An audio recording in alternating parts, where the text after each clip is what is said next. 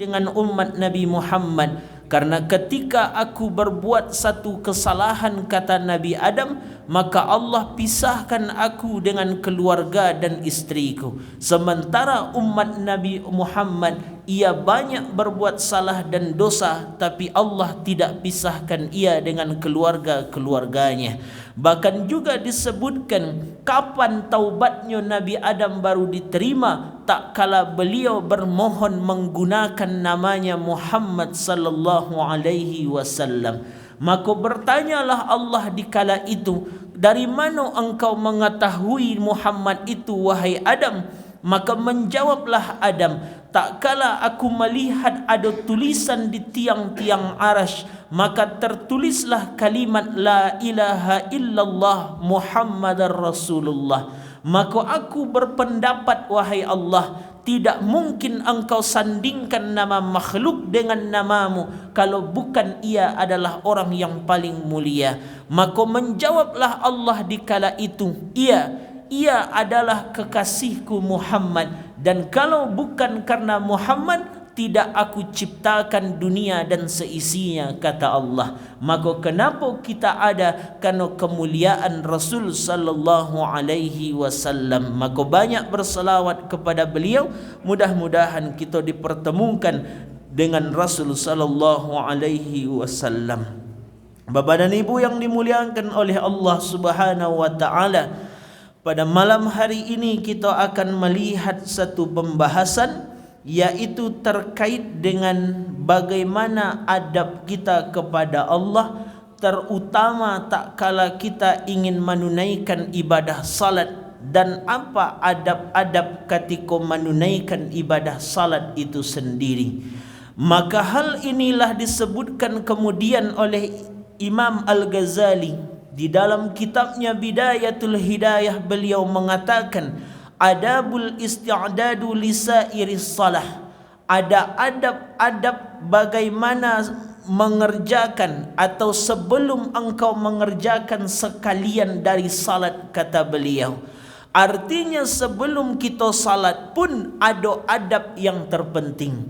Kenapa adab ini mesti dijaga? Karena memanglah disebutkan kemudian oleh para ulama. Salah satu yang menyebutkan beliau adalah Imam Jarir. Apa kata beliau? Bahawa adab kepada Allah adalah sesuatu nan paling tinggi, kata beliau. Bahkan itu juga yang disebutkan kemudian oleh Imam Jalajali Al-Bisri. Apa kata beliau? Ketika tauhid memunculkan akan iman, dari iman maka dibuktikan dengan syariat, dan syariat mesti beradab, kata beliau. Artinya sepanjang orang tidak beradab, maka belum sempurna syariatnya kepada Allah. Ketika syariat itu belum sempurna, maka belum sempurna imannya. Dan ketika imannya belum sempurna, maka tauhidnya tidaklah sempurna kepada Allah. Maka kunci tauhid terletak pada adab itu sendiri. Maka sebelum kita menunaikan ibadah syariat bernama salat, maka kita lihat terlebih dahulu apakah adab-adab sebelum dari salat itu sendiri. Maka beliau Imam Al-Ghazali mengambil beberapa poin. Yang pertama, kata beliau, terkhusus untuk sebelum salat zuhur. Apa kata beliau? Hendaklah sebelum zawal tergelincirnya matahari. Jadi zawal tergelincir matahari. Ketika matahari tepat di tengah-tengah kita, maka tidak nampak bayang-bayang. Tergelincir matahari sedikit, tu yang waktu zawal namanya. Ketika matahari sebelum zawal, sebelum tergelincir, fataqaddamal kailulah, maka hendaklah kalian menunaikan tidur kailulah namanya. Jadi ternyata sebelum salat zuhur ada adab pertama, apa itu? Tidur. Jadi model itu pula Islam rancaknya. Tak cuma disuruh ibadah-ibadah, tapi ternyata tidur pun juga disuruh. Apa nama tidurnya? Tidur kailulah namanya. Jadi khusus sebelum zuhur maknanya mungkin sekitar jam-jam 10 sampai jam setengah 12, atau sekitar jam 11 sampai setengah 12. Itu tidur kailulah, tidurnya para ulama-ulama salafus saleh. Dan tidur kailulah ini dianjurkan pada setiap hari kecuali hari Jumat. Karena Jumat tidak. Kenapa Jumat tidak? Karena Jumat memiliki keutamaan sepanjang harinya. Maka selain dari hari Jumat, maka disunnahkan sebelum menunaikan ibadah zuhur, namanya tidur kailulah. Apa guna tidur kailulah itu? Diumpamakan oleh Imam Al-Ghazali seperti kita puasa pakai sahur. Jadi kalau orang berpuasa itu kan terbantu dengan sahurnya. Kalau lai kita sahur bapak dan ibu, maka puasanya itu kan insya Allah aman. Tapi ketika sahurnya tidak ada, jam 9, jam 10 lah malawan pariwak dibuatnya. Maka tidur kailulah itu kata beliau gunanya untuk engkau mudah ibadah di tahajud malamnya. Itu guna kailulah. Jadi cuba nanti tes bapak dan ibu. Kalau kita lah tidur kailulah jam 10 sampai setengah 12, setengah 11 sampai setengah 12, maka nanti malam akan mudah terbangun untuk menunaikan ibadah malam. Indah pun keterbangun sepertiga malam, paling lama tidur sampai jam 4 pagi. Tu cuba nanti tidur kailulah. Tetapi jangan ketika awak bekerja dengan orang tidur pula kita. Nanti itu jadi masalah. Kita nanti kerja mengajar jadi guru, atau kita kerja dengan orang atasan, tiba jam 10 awak baik lalu. Nanti ditanyanya di atasan, "Makuk lalu?" Tak tahu bapak, kau sunnah tidur kailulah namanya. Itu bukan sunnah. Makanya ketika nantilah digambarkan sunnah, apa kecik atasan kita? Oh sunnah tidur kailulah. Iya, besok keluar sore leh, alalok manalah di rumah leh katanya. Itu pula yang jadi masalah. Jadi mesti dilihat pula situasi dan kondisi. Kalau kita tidak dalam aktivitas, maka disunnahkan tidur kailulah namanya. Tapi kalau tidak, maka ada kewajiban kita. Makanya yang rancak tu kita jadi atasan. Dia kalau awak jadi atasan, semua anak-anak buah awak jam 10 tu berhenti bekerja, tidur kailulah sampai setengah 2. Itu yang rancak apa ni? Tu kalau jadi atasan, tidur kailulah. Dari mana gambarannya? Gambarannya nanti dibuka dalam Quran surat Ar-Rum ayat ke-23. Allah menjadikan siang dan malam untuk apa? Untuk tidur bagi manusia. Dari dalil tersebutlah maka diambil oleh para ulama dengan istilah tidur kailulah. Sehingga yang membuat khusyuknya ibadah Rasulullah itu karena tidur beliau tidur berkualitas. Tidur Nabi tidur berkualitas. Apa makna berkualitas? Beliau tidur cuma sekitar 6 jam. Lalu ketika tidur 6 jam ditambah tidur kailulah mas sedikit, maka berkualitas tidur beliau, maka khusyuk ibadahnya kepada Allah. Dia awak, kenapa tidak khusyuk ibadah kita? Karena tidur kita tidak berkualitas. Makna tidak berkualitas, kita sering tidur di waktu-waktu yang tidak dianjurkan. Kapan itu? Ada setelah subuh menjelang terbitnya fajar. Kan itu kata Habib Zain bin Smith. Apa kata beliau? An-naum ba'da subhi tazhabu barakati rizki wal umur. Yang tidurnya seseorang setelah subuh akan membuat perginya berkah rezeki dan umurnya. Ada pula nanti tidur di waktu asar, itu tidak dianjurkan. Jadi waktu asar, setelah asar menjelang maghrib itu tidak dianjurkan. Kenapa tidak dianjurkan? Karena memang Nabi pernah menyebutkan, man nama ba'dal asri, siapa yang tidur setelah asar kata beliau, maka akan hilang akalnya kata beliau. Jadi orang kalau tidur siap asar itu akalnya bisa hilang, paling kurang daya ingatnya menurun. Itu kalau tidur setelah asar. Jadi pernah ada kisah bapak dan ibu, Ada seseorang ustaz sedang ceramah. Kata ustaz tu, tidak boleh, tidak dianjurkan tidur setelah asar kerana bisa menghilangkan akal. Maka ada seorang pemuda membuktikan iyo apa tidak tidur siap asar tu membuat hilang akal. Ditidurlah pemuda tadi setelah asar, tiba-tiba bangun jam 11:30 malam. Ketikanya bangun 11:30 malam, langsung berlari ke rumah ustaz tadi. Ditokoknya pintu rumah ustaz, "Assalamualaikum ustaz." Tak ada buktinya. Engkau katakan tidur setelah asar tu hilang akal. Buktinya ambo tidur siap asar, tapi tak hilang akal aku. Apa kecik ustaz tadi menjawab? Apakah orang yang bertamu 1:30 balik malam bukankah orang dan hilang akal? Kecik beliau.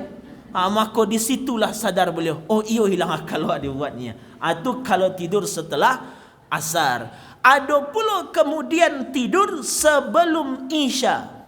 Tu nan digambarkan di hadis Nabi, kana yakrahu naum qabla al-isya wal hadisu ba'daha. Ada tidur yang dimakruhkan, yaitu tidur sebelum isya dan berbicara setelah isya. Jadi makna bicara itu, kita habiskan saja waktu kita untuk berbicara lama setelah isya itu. Dan juga tidur sebelum isya. Jadi tak boleh lalu sebelum isya kau pak ni. Tapi kok barik-barik mata kini tahan saja dulu. Kerana yang makruh tidur sebelum isya. Kini kan sebelum isya namanya. Makanya sedang danga-danga pengajian tu tahan-tahan semata dulu. Kerana yang makruh tidur sebelum isya. Jadi karena tidur kita tidak berkualitas, maka disitulah hilang kekhusyukan dalam ibadah. Makanya Nabi, salah satu kelebihan Rasulullah itu, beliau memakaikan adabnya. Apa adabnya? Tidur kailulah. Tu kata beliau. Tu yang pertama, kata Imam Al-Ghazali. Kemudian yang kedua, kata Imam Al-Ghazali, apa yang kedua? Maka disunnahkan untuk berwuduk sebelum engkau datang ke masjid. Jadi kalau kita salat berjamaah di masjid, sunnah wuduknya di rumah. Dari mana dalilnya? Buka dalam hadis Nabi, salatul rajul fi jamaah, salatnya seseorang berjamaah lebih utama dibandingkan salat sendiri, dibanding ia salat di rumahnya maupun tempat ia bekerja. Bagaimana keutamaannya itu? Ketika ia fa'ahsanal wudu', bermenyempurnakan akan wuduknya, summa kharaja ilal masjid, kemudian ia menuju ke masjid. Jadi hadisnya menunjuk wuduk dulu baru pergi ke masjid. Tapi lebih baik ada istilah tajdidul wuduk. Apa itu? Memperbaharui wuduk. Jadi walaupun bapa dan ibu di rumahlah berwuduk, kadiulang pun di masjid berwuduk tidak masalah. Itu rancak.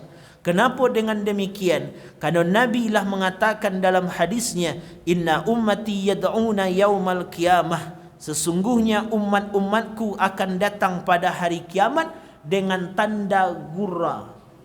Gurra itu seperti sinar, wajahnya bercahaya, itu makna gurra. Atau ada wajahnya tu berseri-seri. Bahkan diterangkan dalam kitab Fathul Bari, makna gurra tu bintik-bintik putih. Jadi ada cahaya. Semakin banyak orang berwuduk, maka semakin bercahaya wajahnya ketika di akhirat nantinya. Jadi tidak masalah, walaupun kita lah setelah daripada kita wuduk di rumah, diulang pun wuduk di masjid, tidak masalah. Lalu apa kini selanjutnya? Kata Imam Al-Ghazali, sampai di masjid maka tunaikan terlebih dahulu salat tahiyatul masjid. Dari mana dalilnya? Ada hadis Nabi, idza dakhala ahadukumul masjid fala yajlis hatta yusalli rak'atain. Apabila engkau masuk ke dalam masjid, jangan langsung duduk sebelum menunaikan ibadah salat 2 rakaat. Itu namanya tahiyatul masjid. Itu sunnahnya, adabnya. Jadi semenjak kita berangkat zuhur, tidurlah dulu jam 10, lah nanti 11:30 siapkan diri, berwuduklah, berjalan kemudian ke masjid. Sampai di masjid, tunaikan salat 2 rakaat tahiyatul masjid. Setelah itu kata beliau, maka ketika orang azan, maka jawablah seruan azan itu. Karena Nabi mengatakan, idza sami'tumun nida, apabila engkau mendengar akan panggilan yaitu azan, maka ucapkan seperti anan diucapkan oleh muazzin itu sendiri. Jadi tidak berbicara. Ada pula orang ketika azan masih sibuk dengan aktivitas lain. Ada orang ketika azan tapi masih sibuk dengan pekerjaan-pekerjaan yang lainnya, yang masih berbicara, masih dengan aktivitas lainnya. Bahkan disampaikan kini oleh Syekh Abdullah bin Alawi Al-Haddad, apa kata beliau? Wa'lam, ketahuilah, annahu kathiran ma yuhtamu bisu, ada orang-orang yang wafat dalam keadaan su'ul khatimah. Siapa orang yang wafat dalam su'ul khatimah? Salah satunya orang nan meremehkan ibadah salat. Jadi orang nan meremehkan ibadah salat, rata-rata dikhawatirkan wafatnya su'ul khatimah. Sama dengan kita azan. Azan itu kan panggilan salat. Kita remehkan saja panggilannya. Bukannya dijawab, tapi malah sibuk dengan aktivitas lain, sibuk dengan berbicara. Lah di masjid kita orang azan, kita sibuk je ngobrol dan sebagainya. Maka meremehkan akan salat. Tu kata Syekh Abdullah bin Alawi Al-Haddad. Nya banyak apa ni? Yang membuat orang itu su'ul khatimah banyak. Ada kemudian yang membuat matinya su'ul khatimah meremehkan salat. Ada yang meremehkan zakat. Kemudian kata beliau, ada yang suka mencari aib orang lain. Ada kemudian yang mengurangi timbangan. Ada kemudian yang menipu muslim yang lain. Ada kemudian yang menganggap bohong kekasih Allah. Dan ada yang mengaku-ngaku sebagai wali Allah tanpa ada pembenaran. Tu orang-orang tadi dikhawatirkan matinya su'ul khatimah. Ketika kitalah menjawab akan panggilan azan, maka apa sunnahnya? Summa sallu alayya, kemudian bersalawatlah engkau kepada aku. Tu kecik Rasulullah. Salawat apa yang dibaca? Dibaca salawat Ibrahimiyah, tapi cuma 2 baris terakhir. Allahumma salli ala Sayyidina Muhammad wa ala ali Muhammad kama barakta ala Sayyidina Ibrahim wa ala ali Sayyidina Ibrahim. Lah cukup sampai situ. Jadi setelah kita jawab panggilan azan sampai la ilaha illallah, maka langsung bersalawat bersalawat kepada Nabi, 2 baris salawat Ibrahimiyah tadi. Setelah kemudian kita bersalawat, di dalam hadis Nabi digambarkan, mangkala hina yasma'ul muazzin, siapa yang membaca ini ketika mendengar muazzin mengumandangkan azannya, apa yang ia baca?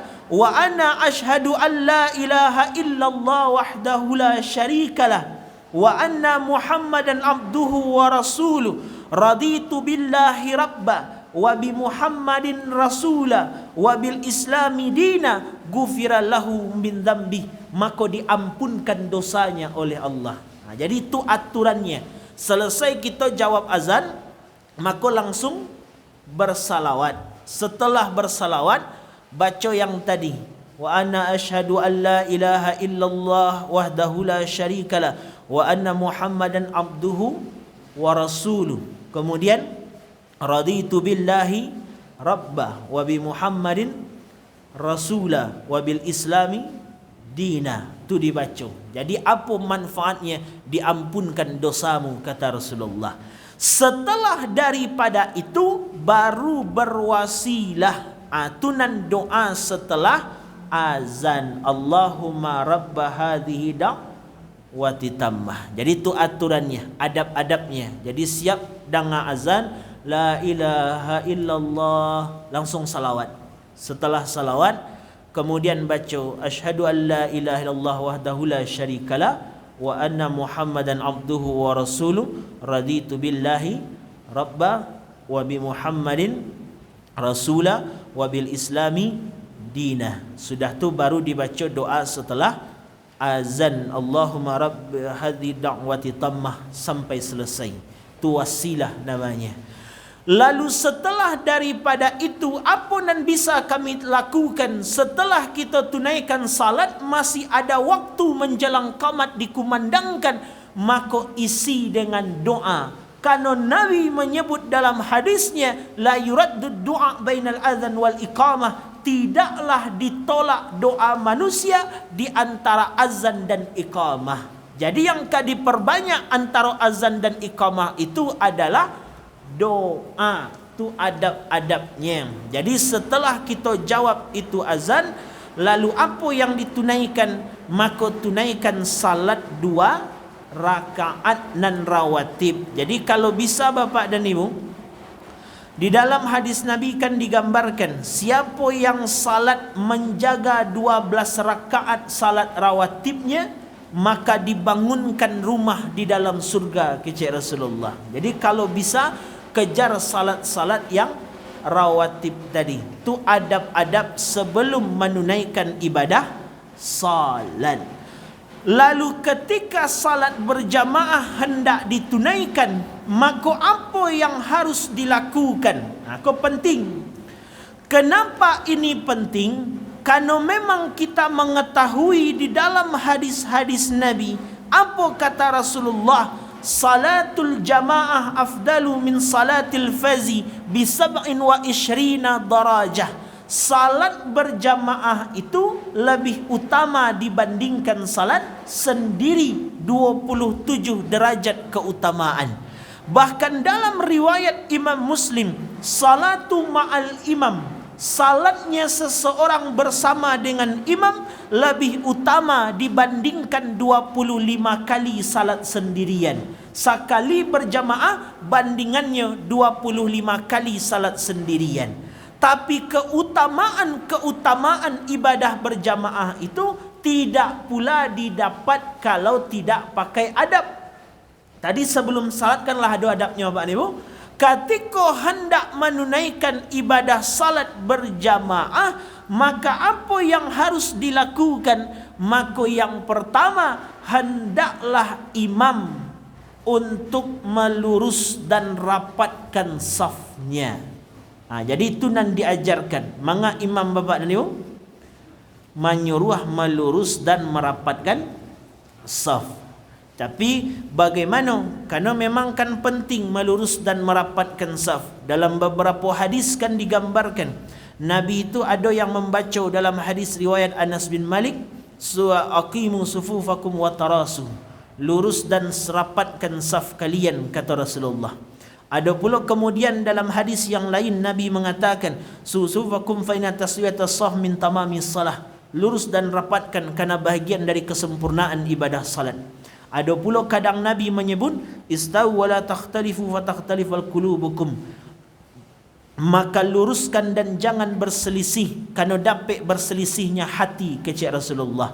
Maka itu tugas imam, dan makmum tugasnya ikut dengan perintah imam. Kau yang banyak, kalau kita melihat bagaimana Rasulullah, Nabi itu melurus dan rapatkan saf seperti melurus dan rapatkan barisan dalam perperangan.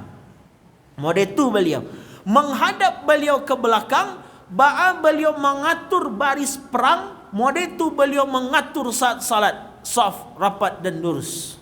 Tapi ambo tak mau praktekkan Bapak ni. Kenapa ambo tak praktekkan? Pernah dulu wak praktekkan, lalu pas wak ke salat, wak jadi imam, menghadap wak ke belakang, saf lurus dan dirapatkan. Apa kecik makmum tu? Maduk melah kamu koleh ngerati kami. Sajak sudah tu. Sajak sudah tu nak taluk-taluk wak maduk ke belakang ni. Trauma wak Bahkan waktu kami masih sekolah dulu di pondok, pernah pula maduk ke belakang, alam dia nak kacik na tu dah turmah dia nak teka katanya. Jadi sampai kini trauma wak Akhirnya kalau kita yang jadi imam, pokoknya bacuslah saf lurus dan rapat je. Kok kalori kok kaindak orang belakang sembarang ada. Mana itulah traumanya. Trauma kita mendengarnya. Makanya makmum kalau lain ngaji adab berjamaah, saat imam menyuruh rapat lurus tu diikuti, bukan dijawab. Tu kalau ngaji adab dalam salat berjamaah, Jangan dibantah pula. Jangan kini dalam artian dilawan pula kecek imam tadi. Ikuti, rapatkan saf kita, luruskan saf kita ketika imam memerintahkan untuk itu. Ada ndak jawaban doanya Bapak dan Ibu? Ketika imam mengatakan saf lurus dan rapat, ada ndak doa yang dibaca makmum? Ndak ada. Biasa kita diam saja dan kita ikuti saja. Yang doa ini tidaklah hadis Nabi. Nya bukan hadis. Tetapi cuma ungkapan Imam Nawawi di dalam salah satu kitabnya Al-Adhkar An-Nawawiyah. Beliau kan menulis satu kitab namanya Al-Azkar An-Nawawiyah, kumpulan zikir-zikir Imam Nawawi. Jadi Imam Nawawi menuliskan satu doa, jawaban makmum tak kala imam menyuruh merapat dan luruskan saf. Jadi ada doanya bagi makmum. Apa doanya? Allahumma atini afdala ma tu'ti ibadakas salihin. Itu doanya. Allahumma atini afdala ma tu'ti ibadakas salihin. Jadi boleh dibaca, boleh tidak. Artinya apa itu? Ya Allah, berilah aku apa yang engkau agiahkan kepada hamba-hambamu yang saleh. Itu artinya. Jadi kita minta apa yang Allah agiahkan ke hamba yang saleh, dia agiahkan pula untuk kita. Itu doanya. Jadi boleh makmum membaca itu, kata Imam Nawawi, tapi kau bukan hadis Nabi. Jadi cuma ungkapan Imam Nawawi saja. Jadi ketika imam membacakan saf lurus dan dirapatkan, maka apa kata makmum menjawab? Allahumma atini afdala ma tu'ti ibadakas salihin. Allah tu lurus dan rapatkan safnya. Itu adab ketika salat berjamaah. Kemudian apalagi adabnya? Disebutkan oleh Imam Al-Ghazali, maka imam mesti bertakbir dengan suara keras dan makmum melirihkan suara sepanjang terdengar oleh telinganya. Jadi yang keras tu siapa? Imam. Yang makmum cukup tadanga di telinga. Karena ada pula makmum kau Bapak dan Ibu karih pula. Bismillahirrahmanirrahim. Ya kada punya kada sawasal syabs.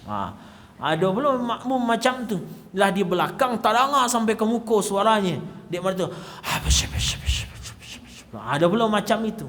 Yang makmum cukup terdengar dari telinga. Apa hukumnya kalau sampai keras pula suara makmum? Maka hukumnya makruh. Dari mana dalilnya? Ada dalam hadis Nabi, ayyukum qara'a au ayyukumul qari. Adakah di antara kalian yang membaca saat aku sedang membaca? Aku ya Rasulullah, kecek salah seorang. Menjawablah Nabi, engkau telah menyelisihiku, kecek Rasulullah. Jadi waktu Nabi jadi imam, ada makmum belakang suaranya karih pula. Maka sudah tu ditanya oleh Nabi, Asia tadi itu yang membaca pas aku sedang membaca. Maka menjawablah laki-laki tadi, aku ya Rasulullah. Maka menjawablah Rasulullah, engkau telah menyelisihiku. Maka ulama mengatakan makruh hukumnya makmum suaranya keras saat membaca dalam salat berjamaah. Bahkan dalam kitab Tuhfatul Muhtaj digambarkan bahkan bisa jatuh hukumnya haram ketika lah mengganggu jamaah lain. Itu kata dalam kitab Tuhfatul Muhtaj, bisa jatuh haram, tapi umumnya cuma makruh. Yang haram tu kalau tagaduh pula orang. Ada kan banyak macam-macamnya. Sudah kini suaranya kareh, ni siap makan jengkol pula, siap makan patai pula. Jadi pas salam tu kasuuk siap muah, Assalamualaikum warahmatullahi. Apa sakida? Assalamualaikum warahmatullahi jawab. Dia faham ada itu. Dia karih bunyinya dan sudah tu baunya luar biasa pula. Jadi madok salam malih ke kiri jadi. Makanya hati-hati, cukup biasa saja. Itu gambaran dari gambaran beliau. Kemudian apa lagi kata Imam Al-Ghazali? Maka disunnahkan bagi makmum membaca amin bersamaan dengan imam. Jadi kalau bisa baca aminnya bersamaan dengan, jangan tak kaja-kaja wana. Ada belum makmum tak kaja-kaja. Waladdallin.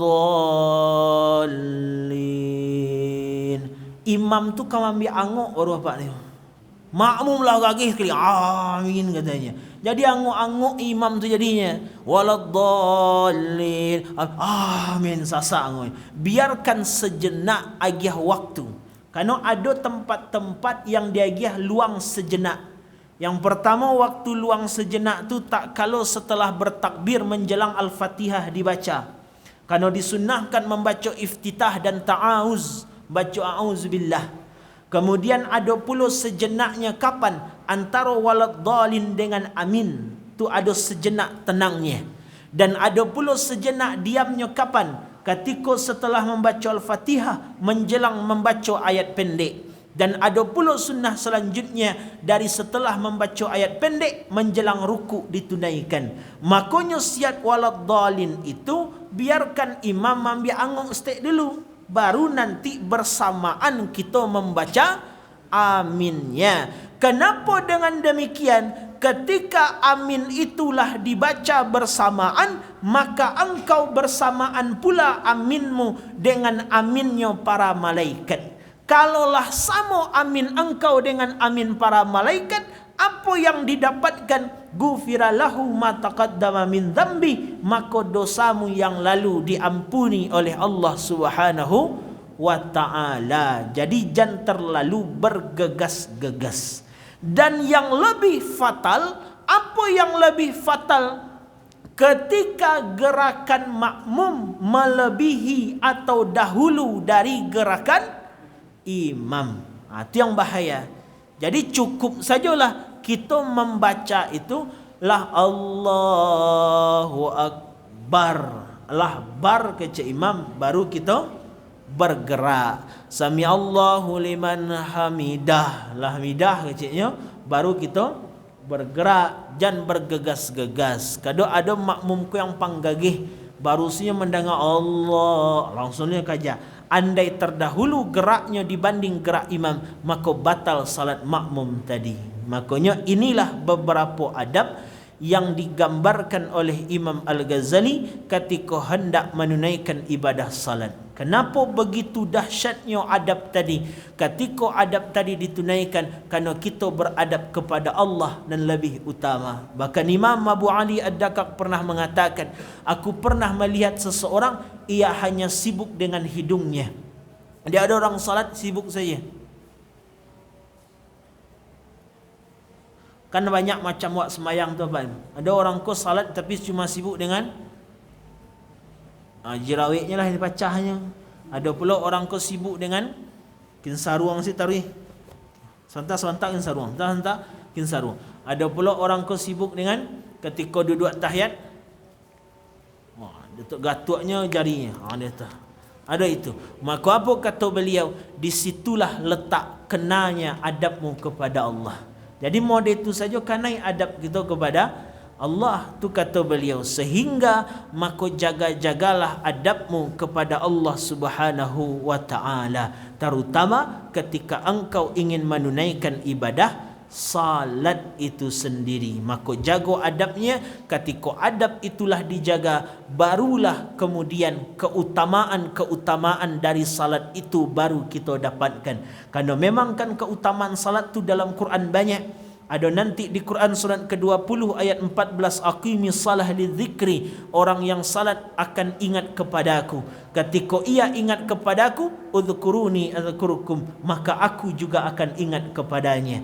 Ada pula manfaat salat selanjutnya di Quran surat ketiga 38 sampai 39, bagaimana doanya diijabah seperti Nabi Zakaria tak kala meminta kepada Allah dan dikabulkan doanya tak kala beliau sedang menunaikan ibadah salat.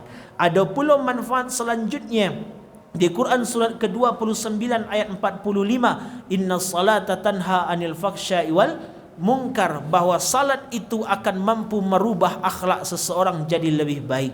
Ada pula manfaat selanjutnya di Quran 65 ayat 2 sampai 3, wa may yattaqillah, siapa orang yang bertakwa, salah satu bukti takwa adalah salat, maka ia akan dibukakan rezekinya dan diberikan ia kemudahan dari yang pernah ia tahu dan sangka-sangka. Dan bahkan ada puncaknya di Quran surat 23 ayat ke-1 dan 2 Al-Mu'minun, qad aflahal mu'minun, sungguh beruntung orang-orang yang beriman. Siapa orang-orang yang beruntung itu? Merekalah yang salat dengan khusyuknya. Artinya 5 keutamaan itu baru didapat sepanjang pelaksanaannya benar dan adab-adabnya terjaga. Itu kata para ulama. Jadi kita salat bukan sekedar dilaksanakan, tapi kita jaga adab-adabnya. Maka mudah-mudahan dengan kita menjaga adabnya dan sesuai syariat pelaksanaannya betul, barulah kita dapatkan semua keutamaan dari ibadah salat yang kita tunaikan. Itulah adab-adab yang disebutkan oleh Imam Al-Ghazali. Mungkin itulah Bapak dan Ibu yang bisa kami sampaikan, karena waktu Isya kita telah masuk. Mudah-mudahan bermanfaat. Terlebih bagi, ya Bu,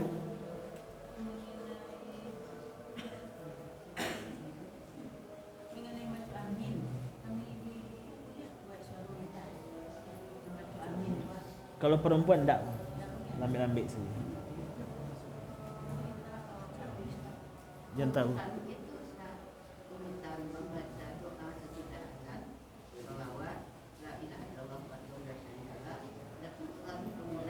Raditu billahi rabba,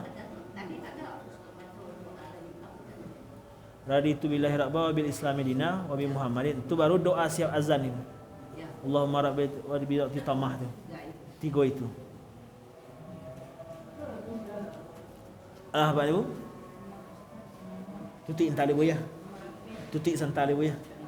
Mungkin sekian apa yang bisa kami sampaikan. Mohon maaf atas segala kekurangan. Al-Fakir ad-Da'if ilallah. Allahumma salli ala Sayyidina Muhammad wa ala ali Sayyidina Muhammad. Assalamualaikum warahmatullahi wabarakatuh.